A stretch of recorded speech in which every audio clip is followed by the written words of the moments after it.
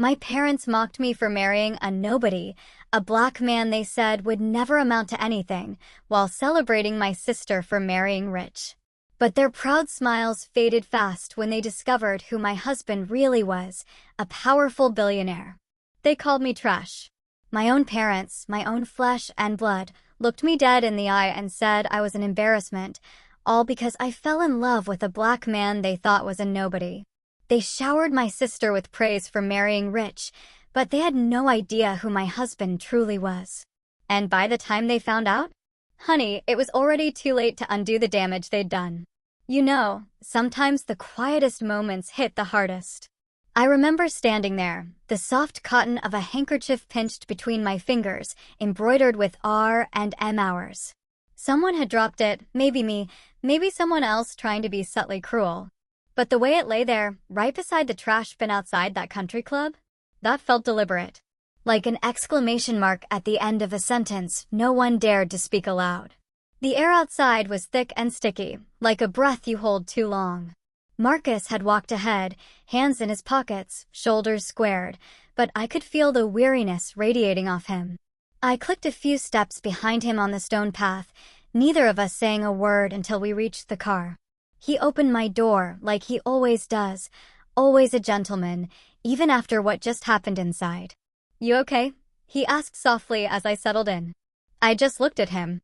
"I'm not sure what that word even means anymore," I replied, folding the handkerchief carefully in my lap, as if it still held something sacred.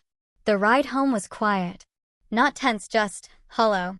Like something had been scooped out of us and left back there on that brunch table, between the silver pitchers and the clinking mimosas. I didn't cry. I didn't need to. Instead, I started counting. I counted the times I'd been sat at the kids' table, even in my 30s. The birthdays they'd skipped. The business milestones they never once asked about. The way my mother had glanced at Marcus like he'd tracked mud across the pristine white carpet of her perfect image. I counted how many times I had let it slide. How many times I'd whispered to myself, they just don't understand yet. But the truth was, they understood perfectly. They just didn't care. By the time we pulled into our driveway, Marcus was already loosening his tie. Our modest craftsman-style home, nestled quietly on the east side of Atlanta. We bought it 5 years ago. No inheritance, no help, just our own savings, and we paid it off early. I opened the front door and the scent of lavender hit me, the oil diffuser timed to perfection. How ironic. Everything inside our home ran smoother than any family function I'd ever attended. Marcus headed straight for the kitchen. "I'll make tea," he offered, like he always did when something stung too deep for words. I nodded, walking into the living room, still clutching that handkerchief. I placed it on the coffee table, next to a coaster that said, "Love grows best in little houses." For a flicker of a second, I almost laughed. But it was a bitter, sharp kind of laugh. I sat down and opened my laptop. I hadn't planned to do this today, not like this, but something inside me had tilted. Cracked open. Maybe it was the way my mother had looked at me when she said, "You married down, dear." As if love were a stock value. As if Marcus, the man who stayed up all night with me through failed startups and sudden layoffs, was somehow less than the plastic charm glued to Callista's fiancé's fake smile. What they didn't know was that Marcus wasn't just a janitor. He never had been. That was just the story we let them believe. He owned a janitorial company, 5 massive contracts across the state, over 60 employees, and a silent partnership in a commercial real estate group that had just closed on a $12 million portfolio. But we never corrected them, because we wanted to see if they would ever love me for me. And today, the answer had been loud, crystal clear. I opened a folder titled Estate Holdings, Bundy Ventures. I'd helped set that up. Marcus had insisted on listing me as co-owner on everything. We built an empire right under their noses while they poured mimosas and giggled about my downward choices. He never needed their approval, but God, I still craved their love, or at least their acknowledgement. A soft clink brought me back. Marcus placed a cup of tea beside me and sat on the armrest. "I'm sorry," he said. Simple, quiet, but with that raw edge of hurt he tried so hard to hide. I shook my head. "You have nothing to be sorry for." He looked at me for a long time. Then why do I feel like I'm the reason they keep doing this to you? I leaned into him, resting my head on his chest. Because you're the mirror, I whispered. You show them who they really are. He held me close, one hand rubbing circles on my shoulder, and I thought about that handkerchief. How even love, stitched carefully, could be tossed aside when it didn't fit someone else's narrative. But not mine. Not this time. 3 mornings later, something unexpected showed up. Tucked neatly into our mailbox, like a peace offering from someone who'd never said sorry. A thick, cream-colored envelope, heavy with pretense. My name embossed in gold, first name only, no, and guest. No acknowledgement of Marcus. The address label was printed, not handwritten. I paused at the threshold, sunlight brushing my fingertips as I ran them along the edge. Maybe this was it. Maybe they finally saw me. Maybe this was some kind of step toward amends. Inside was a flat, glossy card, marble background, rose gold accents, a photo of Callista in a white gown, and a man beside her who looked like he practiced smiling in the mirror. Celebrate the union of Callista Winthrop and Sterling Ballard, it read, one of the South's rising stars in tech innovation. There was no note. No call. Not even a hope you can make it. I stood in the foyer for a long moment, card in hand, wondering if I should laugh or scream. Instead, I set it down on the entryway table and went to make tea. That night, my phone rang just after 8. Mom. I let it go to voicemail. A minute later, she called again. Against my better judgment, I picked up. Rowena, she chirped in that airy, performative tone she reserved for cocktail parties and HOA meetings. You got the invitation, I hope? I did, I said.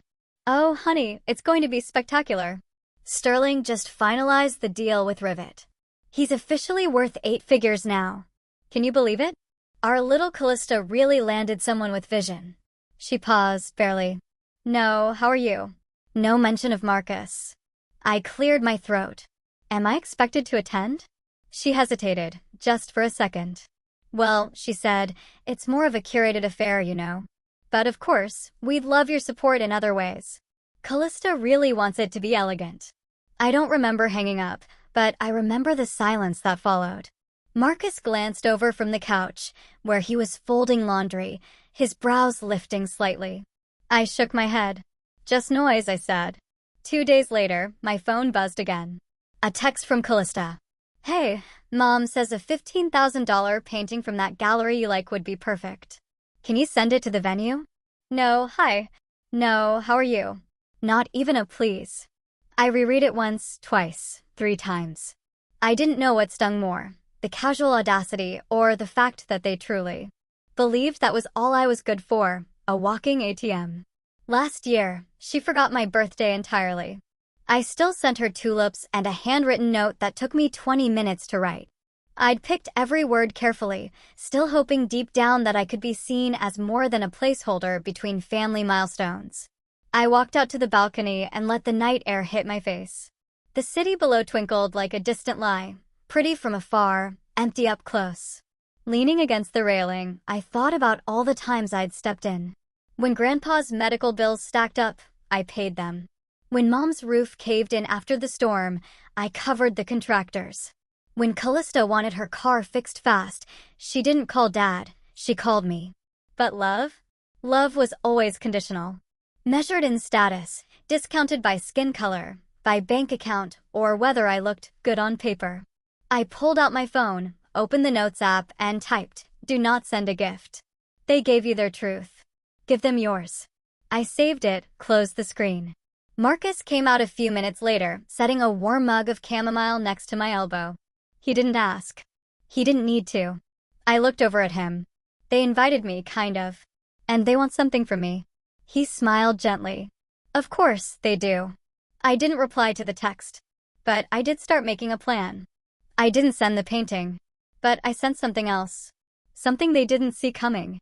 It started with one quiet call, placed the following Monday morning.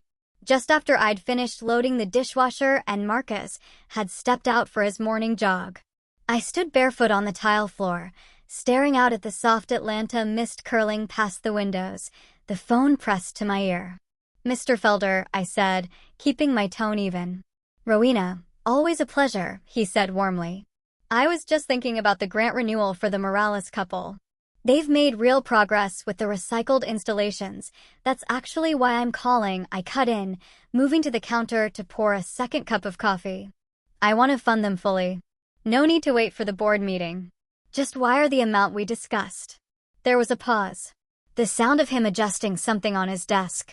Well, that's incredible. They'll be thrilled. I set the mug down gently. Also, withdraw the Deline Gallery's participation in the Winthrop Ballard event. He didn't respond right away. Rowena, he said carefully, that's this Friday. I'm aware, I said. But we've always said our gallery doesn't align with performative values. And you once told me your admiration for Marcus wasn't just personal, it was philosophical. There was a beat of quiet on the line. Then he exhaled slowly, and I could hear the faint creak of his leather chair leaning back. You're right, he said. I'll call them this afternoon. I ended the call and finally let myself breathe. By Thursday morning, the ripples had become waves. I didn't need to scroll far to see the quiet unraveling. A whisper of panic had hit the PR circuit. Callista's engagement event had just lost its premier art partner. And with it, their custom collection that was supposed to elevate the evening from ordinary to elite, as one outlet put it. Apparently, someone had tried to replace the pieces with mass-produced floral canvases from a home decor warehouse. It did not go over well. One tweet read, "From curated to cringe. How the Ballard engagement lost its sparkle overnight." I wasn't tagged, but I saw it. That evening, while I was folding laundry, my phone buzzed again. A message from a journalist I knew casually through an old friend. All it said was this you? I stared at the screen, then tapped out a single emoji, a closed-lipped smile, and sent it. I didn't owe them an explanation, and I certainly wasn't going to give them a headline. Friday came. I had no intention of watching the live stream, but curiosity got the best of me. As I stirred a pot of lentil soup in our small kitchen, Marcus placed his tablet on the counter and opened the feed. The scene was exactly what I expected. A white-draped gazebo, glitzy guests, uncomfortable southern humidity. But something was missing. Art. The blank walls behind the stage screamed louder than any curated design, just flat space and a few scattered centerpieces trying too hard. Sterling's mother was caught on a hot mic saying, "This is beneath us." Callista was smiling, but her eyes weren't. I turned the tablet off. Later that night, around 9, my phone rang again. I almost didn't answer, but the name blinking on the screen was predictable, Mom. I picked up and said nothing. Her voice hissed through the line before I could even exhale. What did you do? I took a seat on the edge of the couch, crossing one leg over the other. Hello to you too. Don't play coy with me, Rowena. You pulled your name, your money, whatever you did. It embarrassed all of us. You ruined your sister's special day. I held the phone away for a second, then brought it back. I didn't ruin anything. I simply chose not to participate. Isn't that what you always wanted? You're being spiteful. You're jealous. I almost laughed. Jealous of what? A performance built on borrowed taste and fake smiles? You've always needed to make everything about you. That part stung, but I didn't let her hear it. I kept my voice calm, deliberate. Mom, you asked for distance. I'm just honoring it. There was a beat of silence. Then the line went dead. I didn't call back. That night, as the sky dimmed over the city and the heat of summer faded, I stood out on the balcony with a soft fleece blanket around my shoulders. Marcus came out barefoot, his hair still damp from the shower, and stood beside me. He didn't ask anything, but I was holding something in my hand, a small velvet box I had once intended to give them. A keepsake I designed months ago with an artisan in Santa Fe. A carved sculpture of 2 intertwined trees, one maple, the other ash, symbolic of roots, of resilience, of family, even when cracked. I never sent it. I never would. Marcus didn't say anything when he saw me standing there with that small velvet box. He just stepped closer, wrapped his arm around my shoulders, and stood with me under the quiet of the night. We didn't need words. Some truths live in silence. 3 days passed. The engagement party faded from headlines. The family chat quieted. But I hadn't. It was raining that morning, soft, steady drops tapping against the windows of our loft. The kind of rain that muffles sound and slows time. I hadn't gotten out of bed. I didn't feel like I needed to, or maybe I didn't deserve to move yet. Marcus had placed a fresh cup of coffee on the nightstand beside me, still warm. He hadn't said anything when he brought it in. He just leaned down, pressed a kiss to my temple, and left the room with the same quiet grace he always carried. I lay there, eyes unfocused, watching the ceiling slowly brighten with the muted morning light. The framed photo from our wedding sat on the dresser across from me.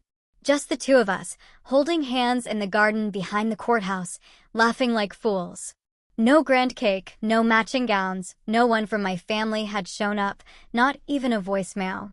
I thought time would soften them, I whispered into the empty room. Time hadn't softened them. It had just made their masks more polished.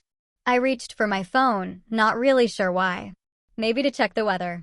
Maybe to scroll through pictures of the past few weeks to remind myself life had, in fact, been happening. But what I saw instead was a new voice memo from the family group. Chat, sent by mistake. The caption just read, update from Dad. I tapped it. At first, just static. Then my father's voice. She chose to marry below herself.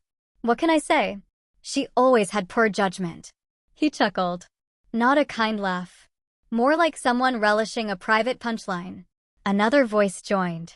Callista. Well, I married right. At least I didn't bring shame. Then silence. I sat up slowly.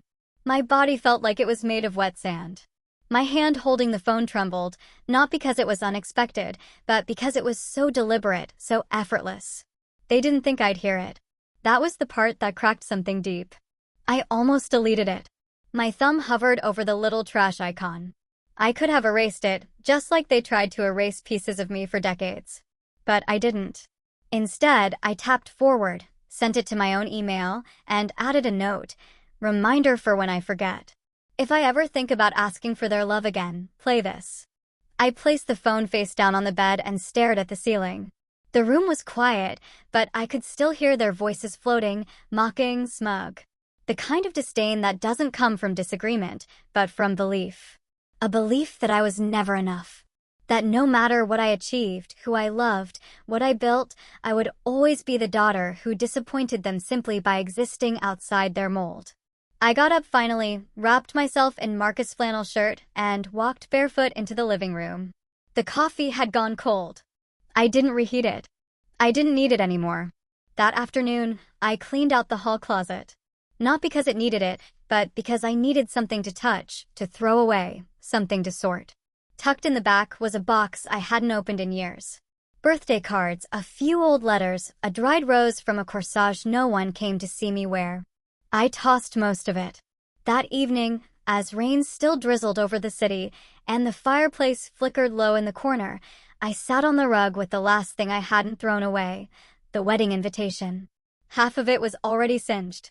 I'd lit the edge months ago during a moment of weakness, but I never let it burn through. I wasn't ready then. Now I stared at the charred corner and the perfectly printed gold lettering. It read, "Together with their families." I let out a breath, steady, calm. And just before the final embers of sunset dipped below the skyline, I leaned forward, fed the invitation to the flames, and watched. No smoke alarm went off. The flames had long since gone out, but the scent of scorched paper lingered faintly as I woke the next morning.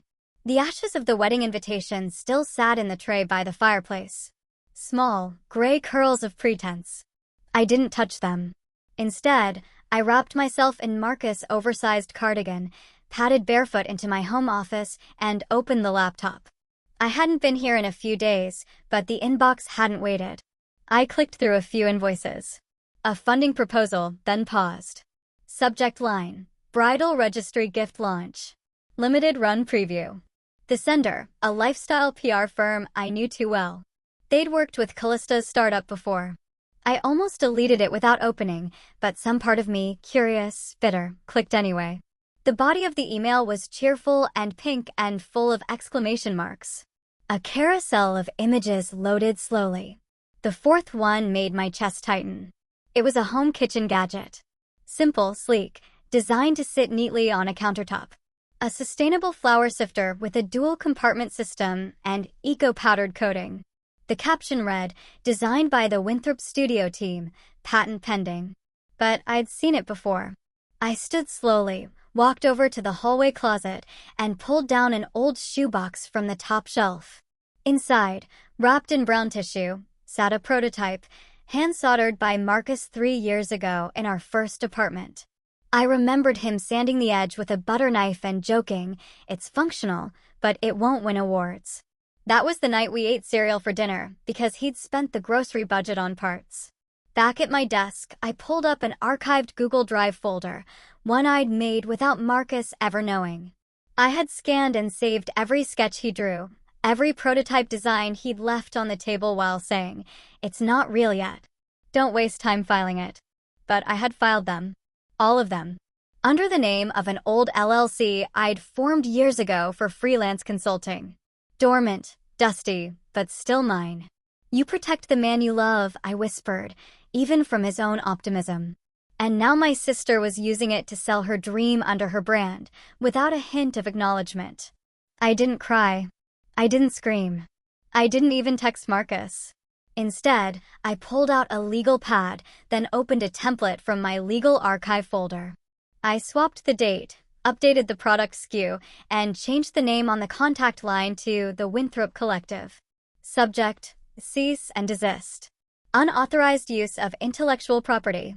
Beneath the signature line, I added my alias, Clara V. Lauren, legal rep, Junestone Holdings LLC. Then I reached for a pale yellow sticky note and scribbled just one line before folding it inside the envelope. "You love the idea. You just didn't know it was ours." I sealed it shut and slid it into my outgoing courier bin, addressed to the firm representing Callista's company. Quiet. Clean. Without theatrics. I stood at the window for a moment after, watching the clouds shift low across the city skyline. The air felt cooler, cleaner. There would be no press conference, no announcement, just a slow tightening of the noose on their ambition. I started to walk away when my phone buzzed. New email from Mom. "So excited to be joining Callista's bridal brunch this Sunday. Family only. Keeping it classy. Can't wait." No mention of me. I wasn't even CC'd. It had been forwarded by accident. Again, "No, please reply, no address, just silence, thick as syrup." I let the screen fade to black, walked over to the coat rack, and reached for my blazer. They hadn't invited me. But I wasn't planning to stay home either. I slipped the phone into my coat pocket and buttoned the ivory blazer with steady hands. It was early, the kind of crisp morning where the air felt like truth, cool, sharp, and impossible to ignore. By the time I stepped out of the car in front of the Vineyard estate, the sun had already stretched across the hills, making the vines glisten like they'd been brushed with honey. The bridal brunch was already underway. The event space sprawled across a terrace lawn, lined with white tents and cascading flower arrangements. Soft jazz filtered through the air, mingling with laughter and clinking glasses. Everything screamed curated elegance. I wasn't invited, but I came anyway. Inside the main tent, Callista stood mid-toast, a glass of champagne in hand, wearing an ivory dress that looked plucked from a magazine shoot, intentional, pristine, sterile. My entrance didn't go unnoticed. Her voice caught for a second when she saw me near the back. Our mother was seated at a table of executives, all grinning like they just closed a $1 million deal. The moment she saw me, her expression darkened. "This isn't about you, Rowena," she said, not even trying to lower her voice. My father didn't look up from his mimosa. He just muttered, "I thought we made it clear whose moment this is." Guests turned to look. Some avoided eye contact. A few whispered, tilting their heads. One woman clutched her pearls. Not figuratively. Literally. I didn't respond. I didn't need to. I found an empty spot near the end of the tent, stood with my hands folded in front of me, and listened. Callista recovered quickly, raising her flute again.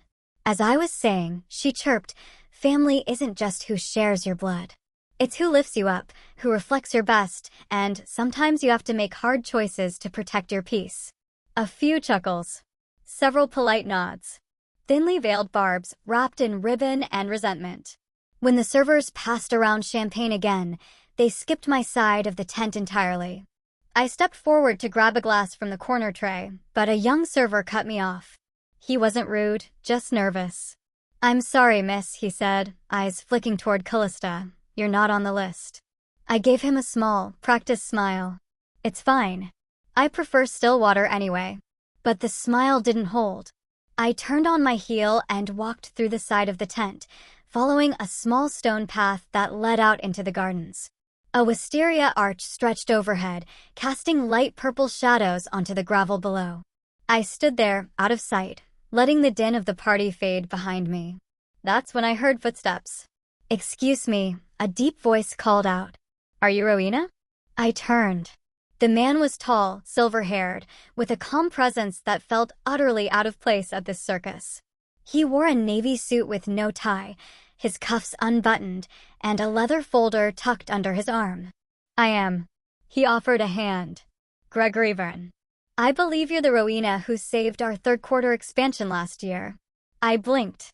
"You're Sterling's father?" He gave a small chuckle. "Technically, yes. Though we run very different empires. He likes social media metrics.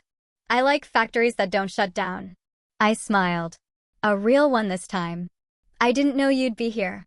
Neither did they, from the looks I got. He glanced over his shoulder toward the tent. "But my assistant confirmed it was your LLC that stepped in when our Atlanta distribution center nearly folded." "I've wanted to thank you in person." "It was Marcus who made the numbers sing," I said.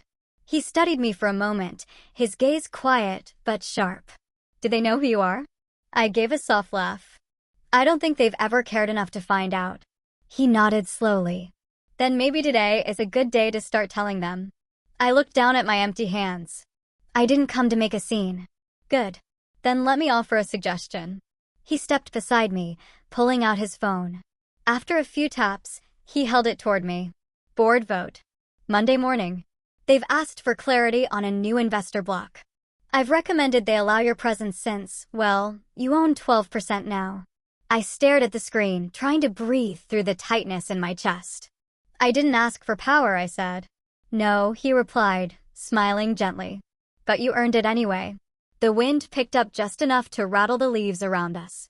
I took out my phone, opened my contact list, and typed one message. "Trigger the vote. Monday. I'll be there." Gregory Vern's driver picked me up at 8 sharp the next morning. I barely slept, but you couldn't tell by looking. I wore black. Not out of mourning, but clarity. A high-collared dress, clean lines, hair pinned back, no jewelry except a silver band on my right ring finger. Not a wedding ring, a promise to myself. The ride to San Francisco was silent until we crossed the bridge and the skyline came into view. That's when Gregory finally spoke. "Don't blink today," he said. "Even if they beg." I turned to him and nodded once. "I won't." At 9:14, we stepped into the executive floor of Vern Holdings. The hall outside the boardroom buzzed with movement, attorneys, assistants, cameras being discreetly tucked into corners. The press hadn't been invited, but they had arrived anyway, whispering the word vote. Inside the boardroom, every leather chair was filled. The long table gleamed beneath the fluorescent lights, and everything smelled faintly of coffee and polished wood. At the head of the table sat Sterling Ballard, a tempting confidence, and beside him, my sister. Callista looked like a statue, flawless on the surface, but fragile at the base. Her dress was cream silk, her hair curled into perfect waves, her lips tight. She didn't expect me. Not like this.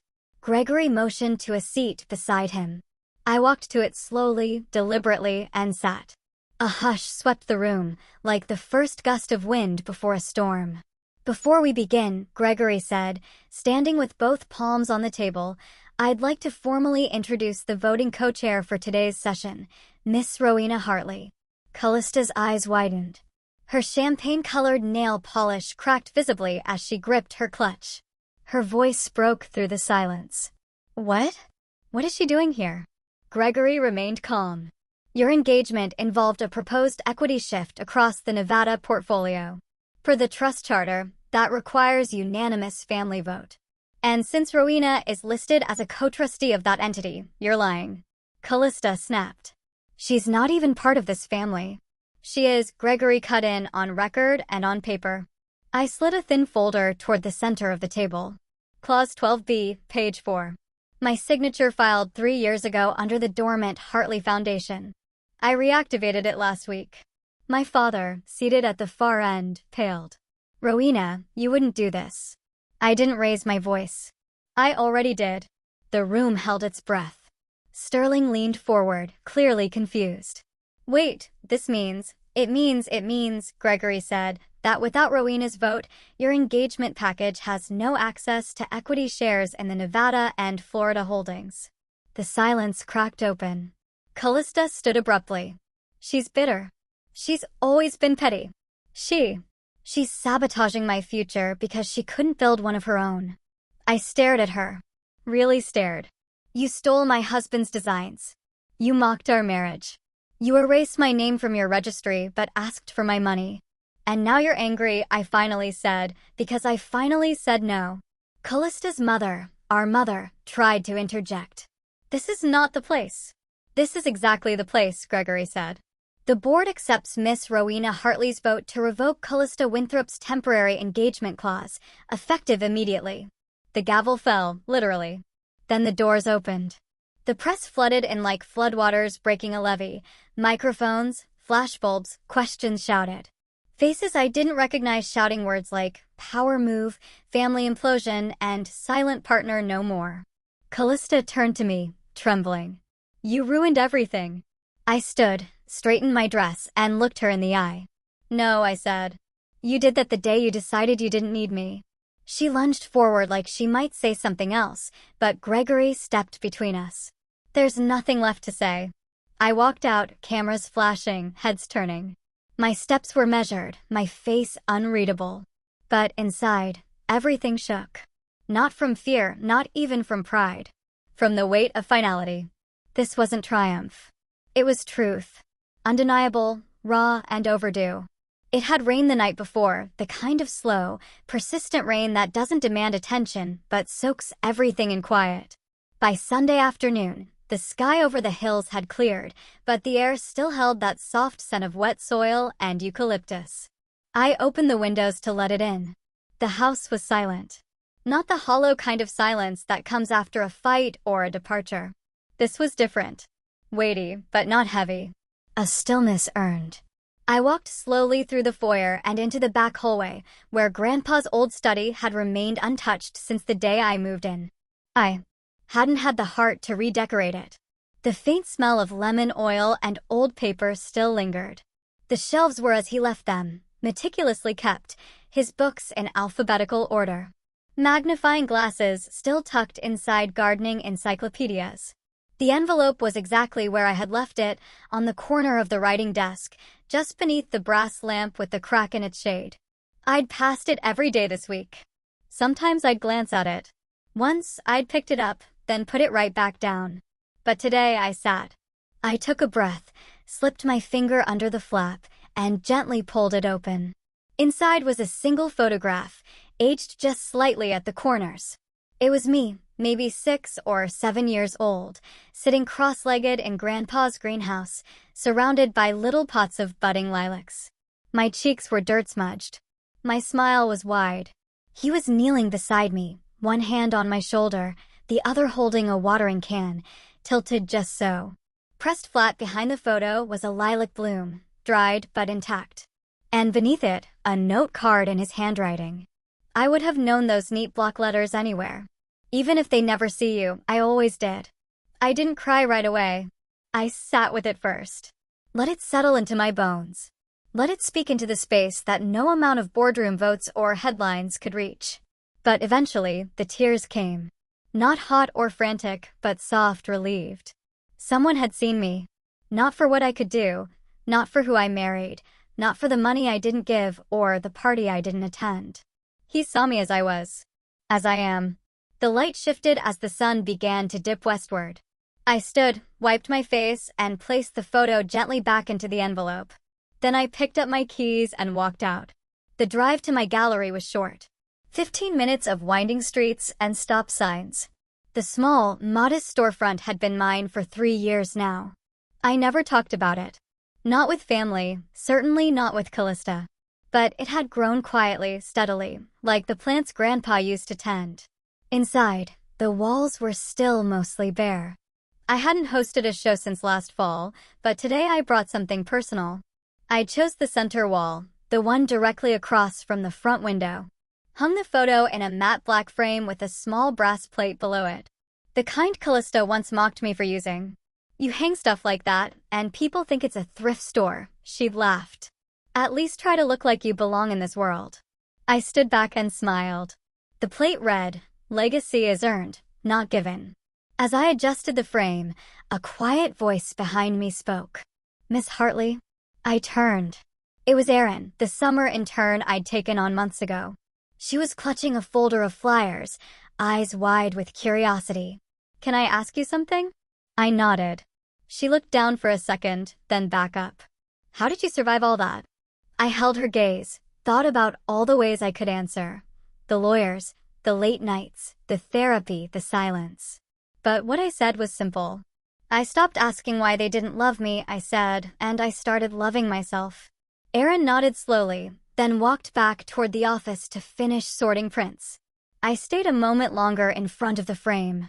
That picture, one no one else had seen, now hung where anyone walking by could. And not because I needed to prove anything, but because I finally didn't. I didn't win by breaking them. I didn't win by becoming louder or richer or crueler. I won by refusing to become them.